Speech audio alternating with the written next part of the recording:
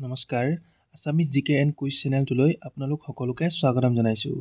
অহা কাইলৈ হ'বলগীয়া এডিআৰই গেট 3 এক্সামৰ বাবে এইটো আমাৰ আজি শেষৰটি ভিডিঅ' আৰু আজি কেইটামান আমি ইম্পৰ্টেণ্ট কুৱেশ্যন এনচাৰ আপোনালোকৰ মাজলৈ লৈ আহিছোঁ।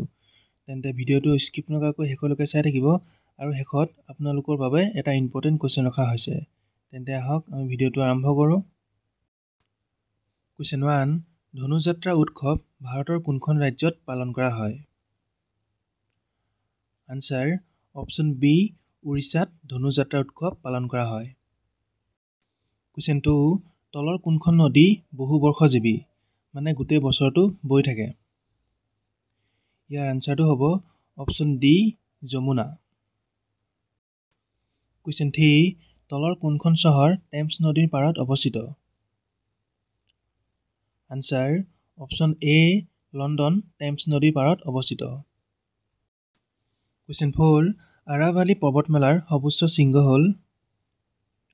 আনসাৰ আৰাভালি পৰ্বতমালাৰ সৰ্বোচ্চ শৃংগ হ'ল অপশ্যন বি গুৰু শিখৰ। কুৱেশ্যন 5 কোনখন নদীত ঐক্যৰ মূৰ্তিটো ষ্টেচু অফ ইউনিটি অৱস্থিত? আনসাৰ অপশ্যন চি নৰ্মদা নদীত অৱস্থিত। কুৱেশ্যন 6 আত্মানুসন্ধান কাৰ দ্বাৰা ৰচিত এখন আত্মজীৱনী? আনসাৰ অপশ্যন এ হোমেন বৰগোহাঁইৰ দ্বাৰা লিখা এখন আত্মজীৱনী। কুৱেশ্যন 7 অসম দিৱস কেতিয়া উদযাপন কৰা হয়? আনসাৰ অপশ্যন ডি 2 ডিচেম্বৰ তাৰিখে অসম দিৱস উদযাপন কৰা হয়। কুৱেশ্যন 8 ৰামায়ণৰ প্ৰথম অসমীয়া অনুবাদক কোন?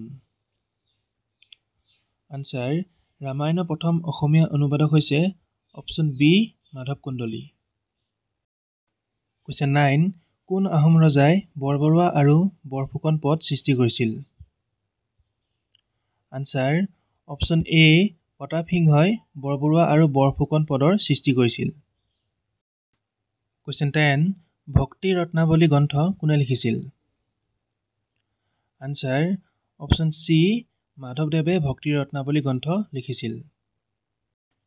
কুৱেশ্যন 11 শ্বহীদ দিৱস কেতিয়া উদযাপন কৰা হয়? আনসাৰ অপশ্যন ডি 10 ডিচেম্বৰ তাৰিখে শ্বহীদ দিৱস উদযাপন কৰা হয়। কুৱেশ্যন 12 ধলাশদিয়া দলংখন কোনখন নদীৰ ওপৰত আছে? আনসাৰ ধলাশদিয়া দলংখন অপশ্যন বি লোহিত নদীৰ ওপৰত আছে। কুৱেশ্যন 13 কাক ভ্ৰাম্যমাণ বা অসমৰ মোবাইল থিয়েটাৰৰ পিতৃ বুলি জনা যায়? আনসাৰ ভ্ৰাম্যমাণ বা অসমৰ মোবাইল থিয়েটাৰৰ পিতৃ বুলি অপশ্যন বি অচ্যুত লহকৰক জনা যায়। কুৱেশ্যন 14 কোচবিহাৰৰ প্ৰথম শাসক কোন আছিল? আনসাৰ কোচবিহাৰৰ প্ৰথম শাসক আছিল অপশ্যন এ লক্ষ্মীনাৰায়ণ। কুৱেশ্যন 15 অসমীয়া ভাষা উন্নতি সাধিনী সভাৰ প্ৰথম সম্পাদক কোন আছিল? আনসাৰ অসমীয়া ভাষা উন্নতি সাধিনী সভাৰ প্ৰথম সম্পাদক আছিল অপশ্যন বি শিৱৰাম শৰ্মা বৰদলৈ।